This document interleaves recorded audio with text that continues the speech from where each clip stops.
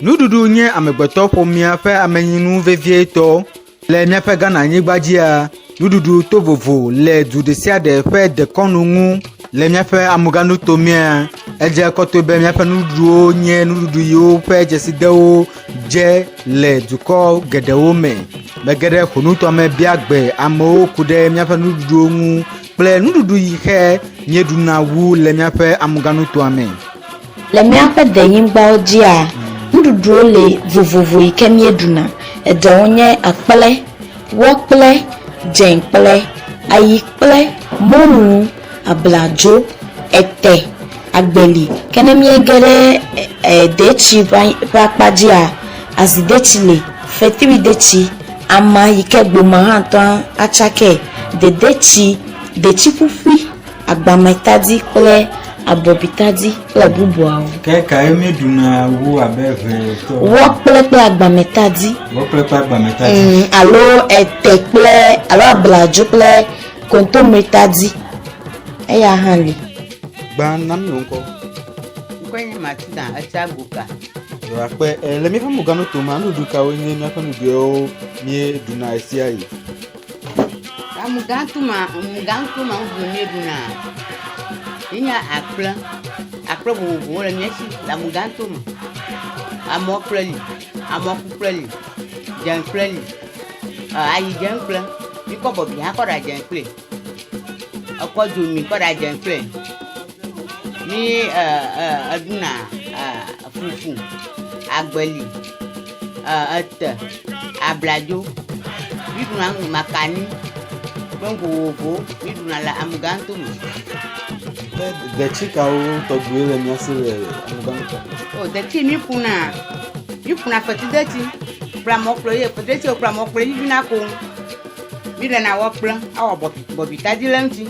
Aƒo dedetsi, azidetsi, detsi alo mi yɔna be detsi fifi.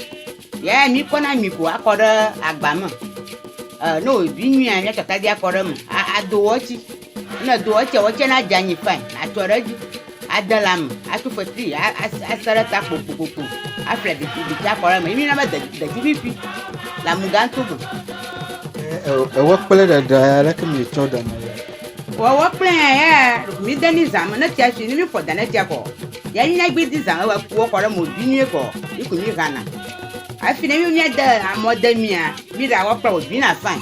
Asi mi tɔ gbelimɔ fa keŋ akɔ ɖe dzi. Mi nya amɔ de mi. Bakabaka mi buna wɔ kple agbelimɔ le anyigba ada le dɔkutsugbe. No ʋã mi ɖana. Mi yɔna be bakabaka. Ese be mi baka amɔ kple ewɔ ɖeka. Isia mi ɖa ɖe amɔ kuteƒe. Ene gabe aɖe blimɔ kple agbelimɔ, blimɔ kple agbelimɔ. Mi ne be nake blimɔ kple agbelimɔ afa ɖe zame. Akuti akɔ ɖe dzi. Akɔ ɖe dzo dzi. Ese be blimɔ kple agbelimɔ ema. Mi amɔ kple wo yɔna. Akplɔmɔ ŋuɖu le mia da ema.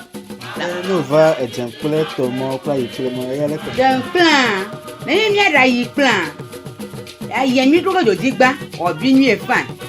Ke mi funa ene mi li ge gadzi. Mi tune mɔtemu. Ta mi li ne batiri gadzi. Afi akɔkɔ ɖe ayia dzi. Ya mi dana ɖe ke me. Ya mɔmɔ yi ke mi dana me kɔ. Ke mi eƒu kɔ ɖe me. Ke zu ayi kple. Ake mi aɖe ne ɖeɖea. Ya mi enafu ge. Akɔ ɖe dzodzi. Akpala bɔbi. Akɔ ɖe me.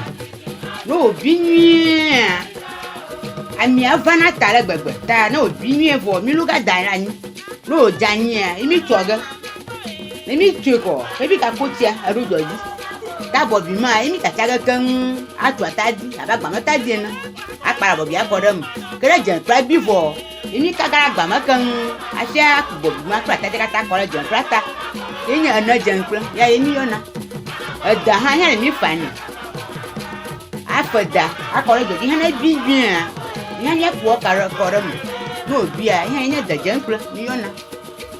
Ndudu aka mi duna kon abeka evi na mira mi gonu to mi. Amuganto ngwi ke fina ne mi kon ko nya. Na fo na rewo gba. Obinwi na fagbele mo ko reji. Apreme aye ko fina ne mi la muganto mo prophet dachi. Ya e ko nya mi ta o pro wo pre ga pe ko ga pego. Nya na odu ko wo praraga. Ya o pro bobita die zona. Ana be wo bobita die na ga ye funa mi. Manya asi mi pe to ma o. Ye funa mi ko na o na taji. Nya bobita di mi yo na o pro wo pre. Ta pe mo mo fa e nya mi na la amuganto mo. Duope fia komi seshi amuganu tome Ghana na Top Africa Radio Hamburg Germany.